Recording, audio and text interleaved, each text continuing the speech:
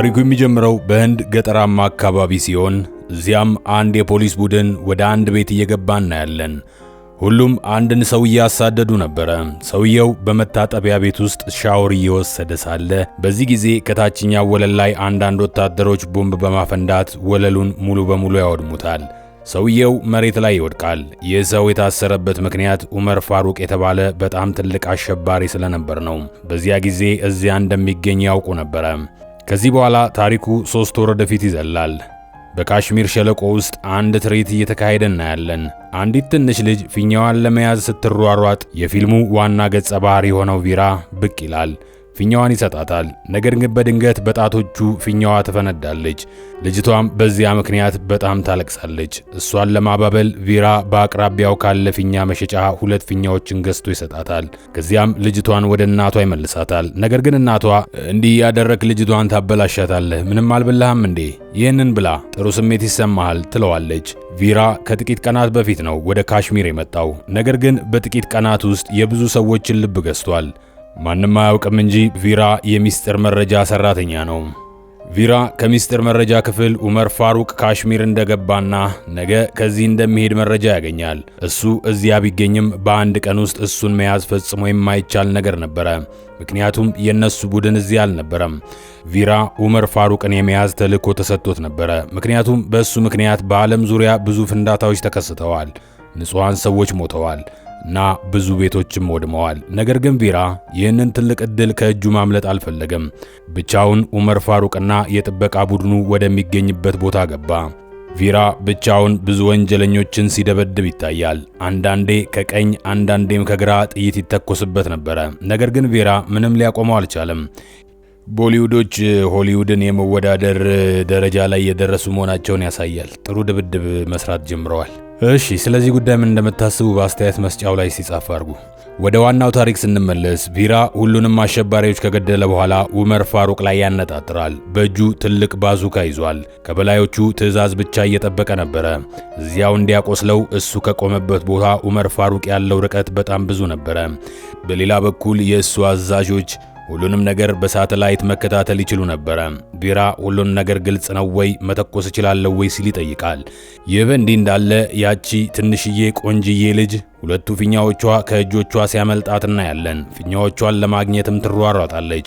መምሪያው የምዕራቡና የሰሜን አቅጣጫዎችን በማጽዳት እዚያ ምንም ጥርጣሬ እንደሌለ ያረጋግጣሉ።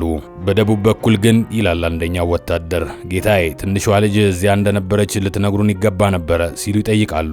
ነገር ግን የበላይ አለቃው ይህንን እንዳያደርግ ይከለክለዋል። እንዲህ ይላል፣ ይህንን ትልቅ ዕድል ዛሬ ልናገኘው ነው። በአንዲት ትንሽ ስህተት ምክንያት ከልጃችን እንዲያመልጥ አንፈቅድም። ለቬራም የደቡብ አቅጣጫ ግልጽ ነው ይለዋል።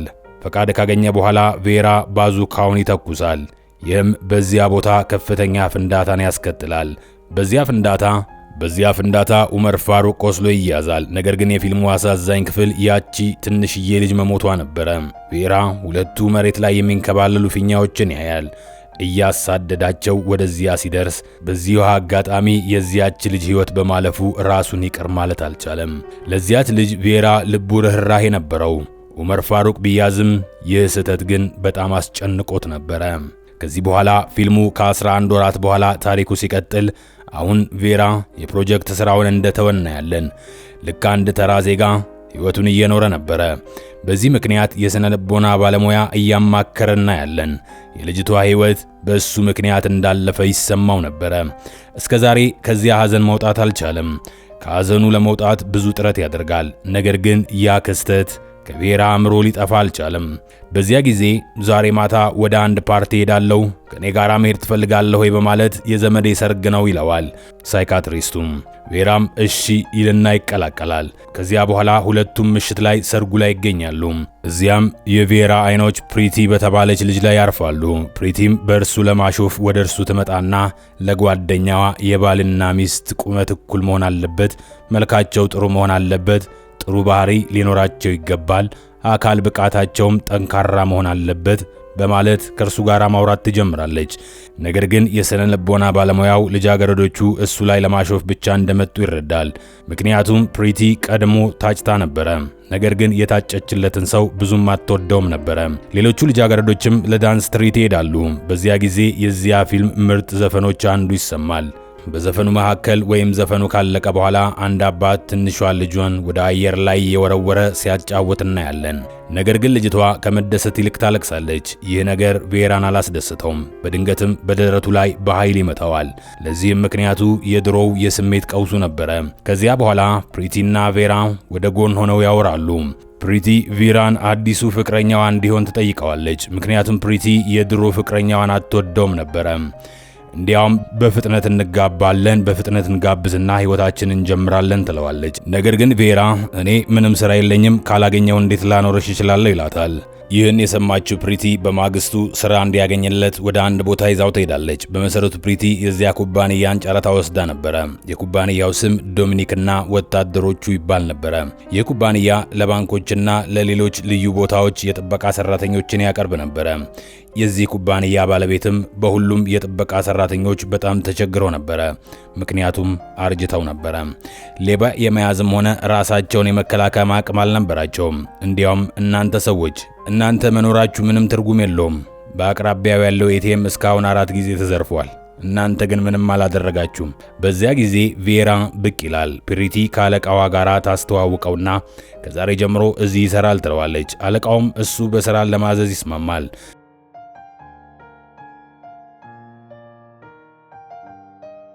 በሌላ በኩል ደግሞ ትዕይንቱ በመከላከያ ሚኒስቴር ውስጥ ይቀጥላል። እዚያም በቅርቡ በቻይና የአሸባሪዎች ጥቃት ሊደርስ እንደሚችል እየተወያዩ ነበረ። ነገር ግን የህንድ መንግስት አሸባሪዎቹ ምን ሊያደርጉ እንዳሰቡ ምንም መረጃ አልነበረውም። አውሮፕላን ሊጠልፉ፣ ሰዎችን በቦምብ ሊያፈነዱ ወይስ እንደ 2611 ያለ ጥቃት ሊፈጽሙ? በዚያ ስብሰባ ላይ የሀገር ውስጥ ጉዳይ ሚኒስትሩም ተቀምጦ ነበረ። ነገር ግን በኋላ ላይ ሚኒስትሩ ራሱ ከሁሉም አሸባሪዎች ጋር እየተባበረ እንደነበረ እናያለን። ከዚህ በስተጀርባ ያለው ዕቅድ አሸባሪዎቹን በማስያዝ ራሱ ለጠቅላይ ሚኒስትርነት ቦታ ማጽደቅ ነበረ። ማለትም ለዚያ ቦታ ብቁ ሆኖ መገኘት። ትዕይንቱ ወደ ቬራ ሲመለስ እሱ በዚያ ጊዜ የዚያ ጥበቃ ሆኖ ከአለቃው ፕሪቲ እና ከሌላው የጥበቃ ሰራተኛ ጋር ኢስት ኮስት ሞል ይደርሳል። እዚያም ትንሽ ባንክ ነበረ። አለቃውም የዚያ ቦታ ኮንትራት ማግኘት ይፈልግ ነበረ። ነገር ግን በአንዲት ትንሽ ግዴለሽነትና ሰነዶች ሙሉ ባለመሆናቸው ምክንያት ኮንትራቱን ማደስ አልቻሉም ነበረ። ዛሬ እነዚያን ነገሮች ከጨረሱ በኋላ ለሁለተኛ ጊዜ ለመሞከር ወደዚያ እየሄዱ ነበረ። ነገር ግን እዚያ ከደረሱ በኋላ ቬራ አንዳንድ ትንሽ ዝርዝሮችን ያስተውላል። ለምሳሌ የሞሉ ሊፍት መዘጋት፣ የመኪና ማቆሚያ ቦታዎች መዘጋትና በድንገት በዚያ የነበሩ የሁሉም ሰዎች የስልክ ኔትወርኮች መጥፋት። በዚያም ሞል ውስጥ የፕሪቲ እጮኛን እናያለን። እሷን በማየቱ በጣም ተናዶ ነበረ። ለፕሪቲ ብዙ ጊዜ ደውሎላት ነበረ። ነገር ግን እርሷ ለእሱ ፍላጎት ስላልነበራት ምንም ጥሪ ያልመለሰችለትም ነበረ። በዚያ ጊዜ የዚህ ታሪክ መለወጫ ነጥብ ይመጣል። በዚያ ሞል ውስጥ በሳንታ ክላውስ ልብስ የተደበቁ አሸባሪዎች መጥተው ሁሉንም ሰው ያግታሉ። ነገር ግን ቬራ ቀድሞውኑ የሮው ወኪል ስለነበረ እዚያ የነበሩ አንዳንድ አሸባሪዎችን በማሸነፉ ጓደኞቹን እዚያ ይደብቃቸዋል። አሁን ይህ ዜና በቴሌቪዥንም ወጥቶ ነበረ። በቻይና ኢስት ኮስት ሞል ውስጥ አንዳንድ አሸባሪዎች ጥቃት እንደፈጸሙና እዚያም ከ500 በላይ ሰዎችን አግተው እንደያዙ። ከዚህ በኋላ የሁሉም አሸባሪዎች መሪ ኡመር ወደ ቻይና ሲቢኤ መምሪያ ደውሎ በኢስት ኮስት ሞል ውስጥ ብዙ ሰዎች አግተናል፣ የሁሉንም ሕይወት ማዳን ከፈለጋችሁ በምትኩ ኡማር ፋሩቅን ስጡን ይላል። በሚያሳዝን ሁኔታ ኡማር ፋሩቅ ታላቅ ወንድሙ ነበረ። በምላሹ አልታፍ ስለዚህ ጉዳይ መጀመሪያ ከመንግስት ጋር መነጋገር አለብን፣ ከዚህ በኋላ ነው መልስ መሰጣችሁ የምችለው ይለዋል። ነገር ግን በዚህ መሃል አልታፍ የሮው ወኪል የሆነው ቬራም እዚያ እንደሚገኝ ያውቃል። ቬራ ወደ አንድ ምስጢራዊ ቦታ ከመጣ በኋላ የኔትወርክ ግንኙነት በከፊል ይመለስለታል። በዚህ ምክንያት ቡድኑ ቬራን ማግኘት ይችላል። ከዚያ በኋላ በማግስቱ አንድ ምስጢራዊ ተልዕኮ ይሰጠዋል። ነገር ግን ቬራ ይህንን ለማድረግ እምቢ ይልና ህዝቡን ከዚያ በሰላም ማውጣት የናንተ መመሪያና የናንተ ኃላፊነት እንጂ የኔ አይደለም ይላል። አስከትሎም እኔ ከፍቅረኛ ያጠገብ በሰላም ተቀምጫለሁ ይላቸዋል። ነገር ግን በዚያ ጊዜ ቬራ አንዲት ትንሽ ልጅ ስታለቅስ ይሰማል። እያዳመጠ ወደዚያ ሲደርስ አንድ ሰው ወላጅ እናቷን ሲያስጨንቃት ያያል። አሁን የቬራ አእምሮ ይናጋል። አታማጂ ሳታኪል፣ አሁን አእምሮ የተናጋ ይላል። በዚያ ጊዜ አንድ ትንሽ መጥረቢያ ይዞ በቀጥታ አንገቱ ላይ ይመታዋል። ጭንቅላቱ ከሰውየው አካል ተለያይቶ በኢስት ኮስት ሞል ወደ ውጪ ይወድቃል። በዚያ ጊዜ አልታፍ ደርሶ ይህንን ሁሉ ሲያይ በመጨረሻ ትንሽ እፎይታ ያገኛል። በዚያ ሰዎችን ለመርዳት ዝግጁ የሆነ ሰው እንዳለና የሮው ወኪል እንዳለ ይነቃል። ከዚያ በኋላ ከአሸባሪዎቹ አንዱ የሆነውን ጥፍንግንግንግ አርጎ አስሮ እንደ ሻንጣ አንጠልጥሎት ይዞት ይመጣል። ከዚያም ስለ ቡድኑ መረጃ እንዲሰጠው መጠየቅ ይጀምራል። ነገር ግን ይህን ለማድረግ ሰውየው ፈቃደኛ አልሆነም። ከዚያ በኋላ የሰውየው ልጅ አሁን በሆስፒታል ውስጥ እንደሚገኝ መረጃ እንዳላቸውና የእሱን እርዳታ ብቻ እንደሚፈልጉ ይነግረዋል። እነሱን ከደገፈ ጥሩ ሕክምናና ጥሩ ዶክተሮች እንዲያገኝ ሊረዳው እንደሚችል ለአባቱ ይነግረዋል። የልጅ ሕይወት እንዲድንልህ አንተም ደግሞ ከኛ ጋር መስራት ትችላለህ ይለዋል። ምክንያቱም ያ ሰው ያለ ፈቃዱ በዚህ ተልእኮ ላይ የመጣው ለልጁ ሕክምና የሚሆን ገንዘብ ለማግኘት ስለነበረ ሰውየው በቬራ ሐሳብ ተስማማ። ከዚያ በኋላ አብዛኞቹን አሸባሪዎች አንድ በአንድ ከገደለ በኋላ ወደዚያ ወደ አጠቃላይ ክፍሉ ይገባና ከመቆጣጠሪያ ክፍል ሆኖ አጠቃላይ እንቅስቃሴውን ይቆጣጠራል። በዚያም ቦምብ ካፈነዳ በኋላ ወደ ታገቱ ሰዎች በመምጣት ከዚያም በአየር ማስተላለፊያው በኩል ወደ ሌላኛው ክፍል ለመሄድ ወደ ውስጥ ይገባል። ከጣራው በታች ይገባል። በሌላ በኩል ወደ ሌላኛው ክፍል ለመግባት ይሄዳል። አጋቾቹ እናትና ልጅ የሆኑ ሁለት ሴቶችን አፍነው እንደሚገድሏቸው እያስፈራሩ ቪዲዮ ቀርጸው ወደ ሲቢአይ ይልካሉ። እናም ጥያቄዎቻቸው ካልተሟሉ ሁሉንም ሕይወታቸውን ያጣሉ ይላሉ። በዚህ ጊዜም አልፋታ ይህንን ሁሉ ነገር በስልክ ይነግረዋል። ቬራ የሚያደርገውን ማንኛውም ነገር እንደሚያስቆመው ይነግረዋል። ይህን ማድረጉ ቁጣውን ስለጨመረበት እሱ የሚኒስትሩን ልጅ ሊገድላት ይነሳሳል። ያም የመጨረሻው መደምደሚያ ለሁሉም ሕይወት ምትክ ይሆናል ብሎ ይናገራል፣ ያስባል። በመቀጠል ኡመር ፋሩቅ ሊፈቱት ነው። አሁን ስምምነቱ ስለተጠናቀቀ እነዚያ ሁለት ሴቶች ሊፈቱ ነበረ። ነገር ግን በድንገት ቬራ ከየት መጣ ሳይባል አንዲት የቅንጦት መኪና እያሽከረከረ ወደዚያ ደረሰ። በአሸባሪዎቹ ምትክ እሱ ራሱ ሁለቱን አግቶ ከራሱ ጋር ይወስዳል።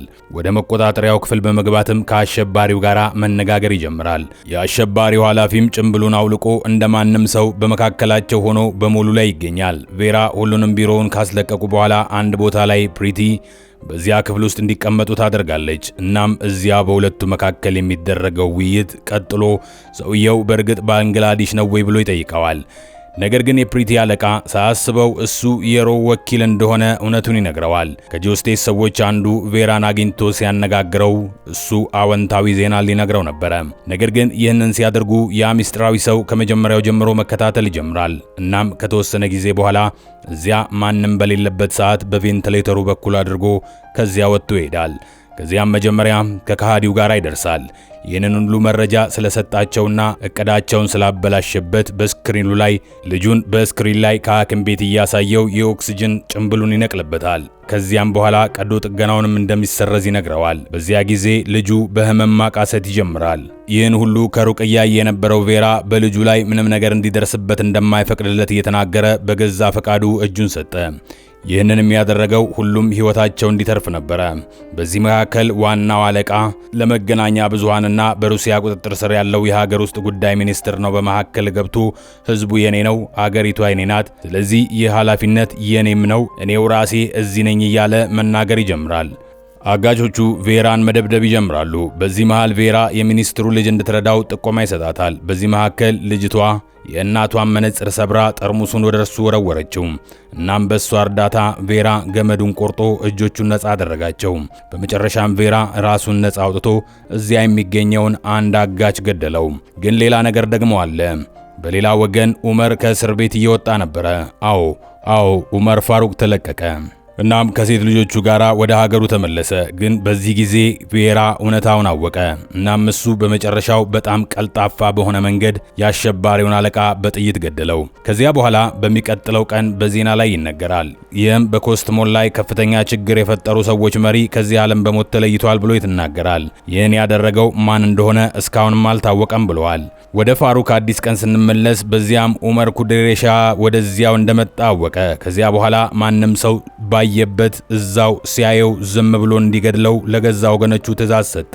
እንዳያመልጣችሁ፣ እዛው ጨርሱት፣ እኔ ይህንን ላደረገ 10 ክኖረር እሰጠዋለሁ ይላል። ኡመር ይህንን ሁሉ ቢልም ቬራ ግን ብቻውን ሁሉንም እያሸነፈ በመጨረሻም ኡመርን ከተደበቀበት ጉድጓድ ውስጥ በአንድ እጁ አንጠልጥሎት ሲያነሳው እናያለን። በአውሮፕላን ውስጥ አስገብቶ ወደ ሀገሩ ህንድ ይመልሰዋል። ብዙ ጥይቶችም ይተኮሳሉ። የጠላት ሀገር ብዙ ማጥቃትም ይጀምራል። ነገር ግን በዚህ ጊዜ በህንድ አየር ኃይልና በመጨረሻም በቢግ እርዳታ አለቃው ከሀገር አውጥቶ ወደ ህንድ ወሰደው እና በዚያ መንገድ ይህ ድንቅ ፊልም በዚሁ ያበቃል። ለዛሬ ያዝንላችሁ ፊልም ይህን ይመስል ነበረ። ሌላ ፊልም ለማግኘት ሰብስክራይብ አድርጋችሁ የደውል ምልክቷን ተጫኗት። ላይክ አድርጉ። ሰብስክራይብ አድርጋችኋል አይደል? ላይክ አድርጉ። ሰብስክራይብ አድርጋችኋል። ኮመንት አድርጉ፣ ደስ ያላችሁ ማለት ነው። ከዛ ሼር አድርጉ። ተመልሰን እንገናኛለን።